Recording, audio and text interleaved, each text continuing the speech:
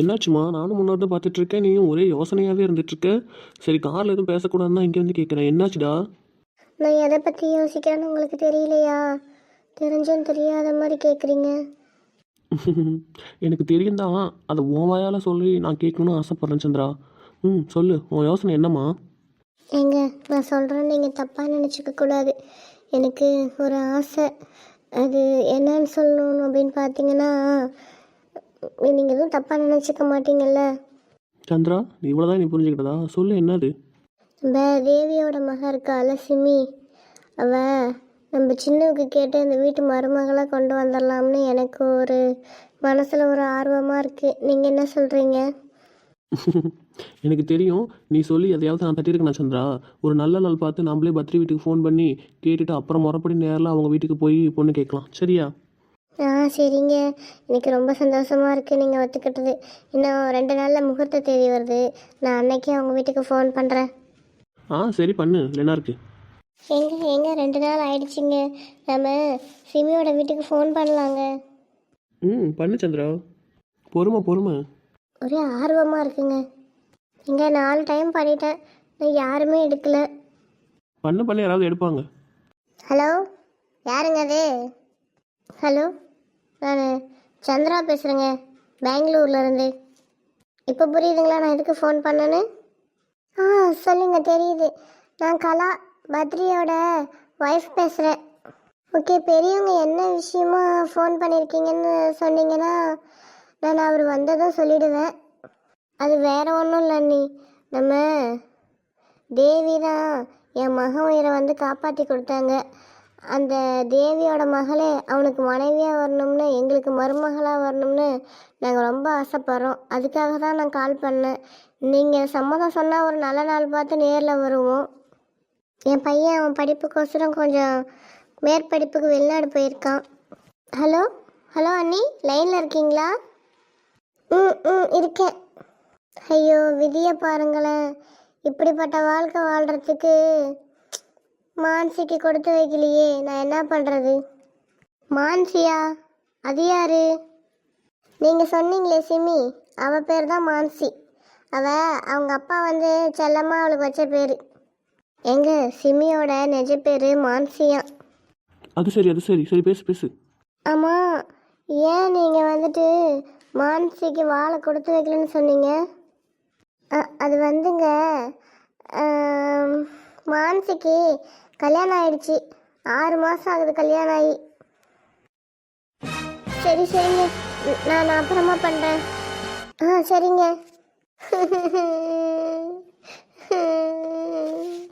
ஏமா சந்திரா, என்னாச்சு? ஏன் ஃபோனை வச்ச? எங்கள் தேவியோட மகளுக்கு கல்யாணம் ஆயிடுச்சான். இவ கெட்ட கேட்டுக்கு இவளுக்கெல்லாம் வசதியான மாப்பிள்ளை கேட்குதா? எப்படி நான் இருக்கவரை அது நடக்கும்? கண்டிப்பாக நடக்காது. சித்தி, வேலை ஏதாவது இருந்தால் சொன்னீங்கன்னா நான் செஞ்சிருவேன். அப்படியே ஒன்றும் தெரியாத மாதிரி பார்க்காதடி, சரியா? நான் இவ்வளோ நேரம் ஃபோனில் பேசிட்டு இருந்ததெல்லாம் நீ வெளியே நின்று கேட்டுட்டு தானே இருந்தேன். இன்னைக்கு சண்டோட பார்ட்டிக்கு போகணும்னு, சாயங்காலம் போகணும்னு சொல்லி ரீத்து சொன்னால, தெரியும் தானே உனக்கு? ஞாபகம் இருக்குல்ல? பார்ட்டிக்கு போட போகிற ட்ரெஸ் எல்லாம் எடுத்து அங்கே கட்டில் வச்சுருக்காளாம். போய் அதெல்லாம் அயன் பண்ணி ஒழுங்காக வை போ. சரி சித்தி. என் வாழ்க்கையை கெடுக்க வந்தவன் இவளெல்லாம். நான் இவங்க அப்பனை போய் கல்யாணம் பண்ணேன் பாரு, என்னையெல்லாம் திட்டணும். இவளுக்கெல்லாம் இப்படி ஒரு வாழ்க்கை கேட்குது. பணக்கார வீட்டிலேருந்து இவளுக்கு ஃபோன் பண்ணி இவ வேணுமாமே. ஏய் மான்சி, இங்கே வா. இதோ வரேன் சித்தி. நீ அவ்வளோ பெரிய இவளோட மவளா? உன்னை பெரிய இடத்துல போய் நான் வாழ விட்டுருவேனா? அப்புறம் என் மகளோட வாழ்க்கை என்ன வருது? உன்னை என்ன பண்ணுறேன்னு பாரு. என்ன சித்தி, என்னாச்சு? ஏன் அப்படி சொல்கிறீங்க? ஏண்டி, ஒன்றும் தெரியாத மாதிரி பேசிகிட்டு இருக்க? நான் ஃபோனில் பேசுனது எல்லாத்தையுமே நீ கேட்டுட்டு தானே இருந்த. உங்கள் அப்பா வந்ததும் நான் பேசும்போது நீ வேணாம்னு சொல்லணும், புரியுதா? இல்லைனா நடக்கிறதே வேற. ஆமாம், சொல்லிட்டேன். சரி சித்தி. அப்பா வாங்கப்பா. வேலையா ரொம்ப அதிகமா? மூஞ்சி ஒரு மாதிரியா இருக்கு. இந்தாங்க பாட்டி. நான் வரது எப்படிமா தெரிஞ்சிச்சு? தெரியும்ப்பா, நீங்க எப்படியும் வர டைம் தானே. என்ன முன்ன பின்ன கொஞ்சம் ஆகும். இந்தாங்க பாட்டி. ரொம்ப டயர்டா இருப்பீங்கல்ல வேலைக்கு போயிட்டு வந்து, அதான் எடுத்துட்டு வந்தேன். குடும்பம் என் செல்ல மகளே. ஆமாம், பெரிய செல்லமாவலாம். அப்போ நான் என்னத்த பண்ணேன்? நீ எத்தனை மணிக்குடா வந்த? அப்பா, இன்னைக்கு எங்கள் எம்டியோட வீட்டில் ஒரு ஃபங்க்ஷன்ப்பா. அதனால மதியானம் 3 மணியோட ஆஃபீஸ் லீவ் விட்டுட்டாங்க. 4 மணிக்கெலாம் நான் வீட்டுக்கு வந்துட்டேன்ப்பா. இன்னும் ரீத்து வரல போல இருக்கே. அப்பா, எங்கேருந்து ஃப்ரெண்ட்ஸு கூட வெளியே போயிருப்பாப்பா, வந்துருவாப்பா. இப்படியே சமாளி. ஆ, உனக்கு என்ன பட்டாலும் நீ திருந்த மாட்ட. அவங்க அம்மா பாதினா அவள் பாதி உன்னை கொடுமைப்படுத்துறது. நீ மட்டும் ஆரம்பத்துலேருந்தே விட்டு கொடுக்காம இருந்திருந்தா யாரும் இந்த அளவுக்கு இந்த வீட்டில் இருக்க மாட்டாங்க. எங்கே நீ சொல் பேச்சு கேட்குற சொல்லு. அப்பா ப்ளீஸ், அவ சின்ன குழந்தைப்பா. மூக்குக்கு கீழே இத்தினோண்டு மீசை வச்சா அப்பா உங்களை மாதிரியே இருப்பா. எனக்கு தம்பியா பிறக்க வேண்டியவ தங்கச்சியா பிறந்துட்டா. ஆனால் என்ன பண்ணுறது அதுக்குன்னு? அவள் பாட்டு ஜாலியாக இருக்கட்டுமே, வளரட்டுமே. பையன் மாதிரி தான் இருக்கா, நல்லா அழகா போறா வரா, அவள் அப்படியே இருக்கட்டுமே. என் பிள்ளைய பார்த்து கண்ணு வைக்கிறா பாரு. சே, எங்கள் அம்மாவும் அப்பாவும் கண்ணு தண்ணி விட்டனால தான் இன்றைக்கி என் வாழ்க்கையே போச்சு. என் பிள்ளைய மட்டும் நான் பார்த்துருந்தேன்னா இன்றைக்கி இவனை நான் கல்யாணமாக பண்ணியிருப்பேன். என் பிள்ளை எவ்வளோ கொடுமைப்படுத்திட்டு இருக்கா. எல்லாம் வந்த புதுசாக நல்லா தான் இருந்தாங்க. போக போக தான் அவங்க சுயநலத்தையும் காட்டுறாங்க. தேவையில்லாமல் என்னை பற்றி யாரும் பேசுகிற வேலை வேணாம். ஏதோ பேசி தொலைய போகிறாளாட்டுக்கு. சம்சாரம் செத்தப்ப ரயிலில் அவன் கூட வந்தாங்களாமே, யாரோ பெங்களூருக்காரவங்களாம். அவங்க இன்னைக்கு மதியானம் ஃபோன் பண்ணி பேசினாங்க. அருணகிரி கால் பண்ணாராமா?